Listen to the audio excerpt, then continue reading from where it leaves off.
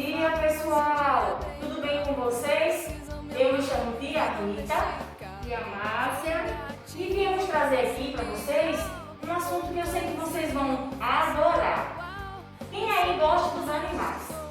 Pois eu vou apresentar para vocês dois tipos de animais. Alguns dos animais domésticos, os que são denominados domésticos e os que são denominados selvagens, tá bom?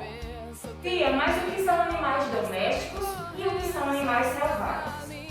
Bom, os animais domésticos são aqueles que a gente pode levar para nossa casa e cuidá-los, diferente dos que são selvagens, que vivem na selva, que geralmente são animais mais bravos. Vejam algumas figuras que a gente vai mostrar agora de animais domésticos, como por exemplo, o cachorro, o hamster, exatamente, o boi. Olha o boi, pessoal. Ele é um animal que até a gente pode até cuidar dele, assim de longe, né? Lá no curral, mas a gente não pode levar para nossa casa e ter eles como um animal de estimação, tá? Uma vaca também, né?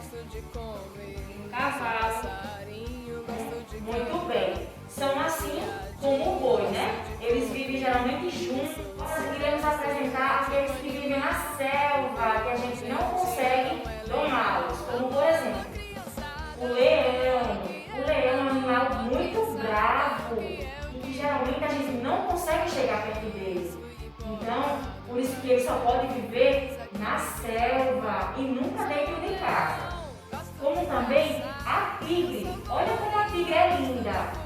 Só que ela é muito brava. A gente também não consegue chegar perto dela. Então, essa foi a nossa aula de hoje. Segue a atividade do dia. Tá bom, pessoal? Tchau, beijo!